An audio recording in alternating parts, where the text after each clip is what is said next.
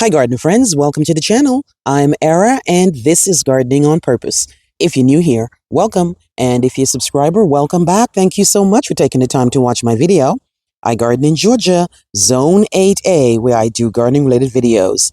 For today's video, I'll be planting my first Daphne in my garden. Now, if you've been following me, you know I went up to Loganville, Georgia the other day to Growers Outlet and picked up some fabulous plants, including this guy here. This one is the Daphne Odora Oreo Marginata Pink. And this guy here says it's in Evergreen, extremely fragrant, and prefers light shade and well-drained sites. I've also read that they don't take too kindly to being transplanted. So they're saying that if you're going to plant this guy, find a good spot on the first go around because they don't take too lightly to be moving around. So I've just been sitting here figuring out, where am I going to put this beauty here? It's an evergreen that blooms in the winter. And, you know, they talk about it as if like this plant is just like the hardest plant to grow. But I've seen from a couple of people that it does quite fine in their yard. So I'm hoping that I'm one of those people too. It was $18. It was the most expensive plant I bought at the Loganville Growers Outlet. Everything else was $5, $7, $9. This one was a whole $18, right? I'm really excited about it because it blooms in the winter and a lot of things are not blooming in the winter and it smells amazing. So I think I found a spot, right? So I'm in the part shade area. And over here is where I have a lot of my hellebores, my hostas, and a lot of my grasses, right? I also have the old-fashioned hydrangeas, not hydrangeas, the old-fashioned azaleas that they bloom in the spring and they do well here. But I think I'm going to end up putting it where the hydrangeas are. I'm going to put them where I have all my bloomstruck and all my microphylla hydrangeas that are in part shade, just to be safe. Right next to this guy here, which is the Eclipse hydrangea from the First Editions brand. So I've dug the hole right here. And I'm going to make sure, as per usual, I'm going to be using my pine bark. Pine bark is great for me here because I don't have the greatest drainage because I have terrible clay. But also, it does really help with the drainage nicely. And I have to mound my plant up at least 1.5 to 2 inches just to help the plant from not drowning. So here we are in the third week in October, and we're going to be starting getting rain. You know, it hasn't rained in a couple of days or two, but fall is known to be wet, and plants die a lot in fall, especially if they have sunk and they are not, you know, propped up properly. They're going to drown, right? And I definitely don't want this guy to drown. So this is my hole, right? And let me come in closer. This area here is right between my hostas and my hookeras and those same hydrangeas I was talking to you. You can already see the dappled shade. Obviously, we're losing leaves slowly but surely. This will get winter sun, which is quite fine because that's what it needs to bloom. So this is my area here. And this, you can see what my soil looks like. It's not the greatest back here, but there's a lot of roots hanging around in this area from trees that I have in my yard, right? This is what it looks like. I'm just going to add a lot of pine bark. A lot. I mean, if you think you're not adding enough, add some more because the clay in Georgia does not play around. Okay, so I've also read that this guy here is toxic. I think I've read somewhere where the entire plant is toxic, right? So I'm not trying to touch it completely. So I'm just going to plant it, and I'm going to show you exactly how I plant. All right, guys, so I am going to get planting here. Now, like I said, the hole is ready, right?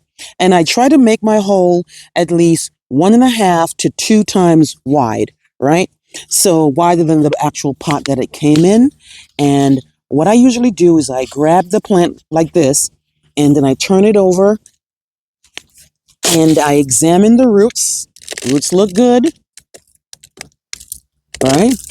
It's actually falling apart, so it's definitely not root bound or anything.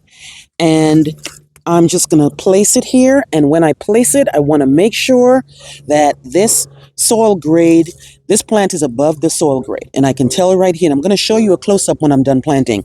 But once I see that this plant is above the soil grade, I feel good about it. Right. And for this Daphne, I might actually make it 2 inches above the soil grade. Right. And I'm trying not to touch too much of it because, like I said earlier, it was toxic. And then what I do is I put even more pine bark because it's just like, you guys, I don't know if how it is for you guys, but it rains a lot here in the fall and the winter, a lot. And a lot of times when plants die, it's not because of you, it's because of the position where it is and, stays wet too long in the winter and then it doesn't come back in the spring. So I like where it's looking like right here. Let me show you a close up and then I will fill it back in.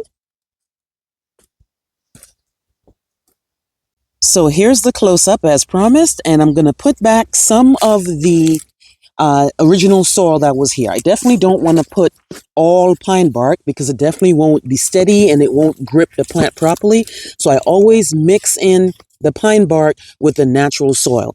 Clay gets a lot of bad rap, but clay is actually good because clay has a lot of nutrients that a lot of other types of soil are lacking. So I'm just going to go around and I'm going to pour all the native soil back around it and then kind of just like secure the plant in because the pine bark alone won't do it. And as I'm doing that, you can see, I'm making sure that you can still see this guy here, right? Because what's going to happen is that the plant is still going to sink, right? Because when all that water, the soil is going to move around, the plant's going to sink. So that when it does sink, it will still stay above the soil grade, right? I'm just going to keep a good eye on this guy through the winter. And you can see after you're done planting, I still want to be able to see the top of this plant, right? So this is how I usually plant all my shrubs, guys. As you can, if you've been following me, you know this is how I plant my shrubs. And I'm going to water this guy in, and I'm definitely going to keep you updated as to how this guy does. And remember, when you're watering plants, well, when I water plants, I make sure not to water the foliage too much if I can help it, right? So what I'm going to do is I'm just going to come in here and water it.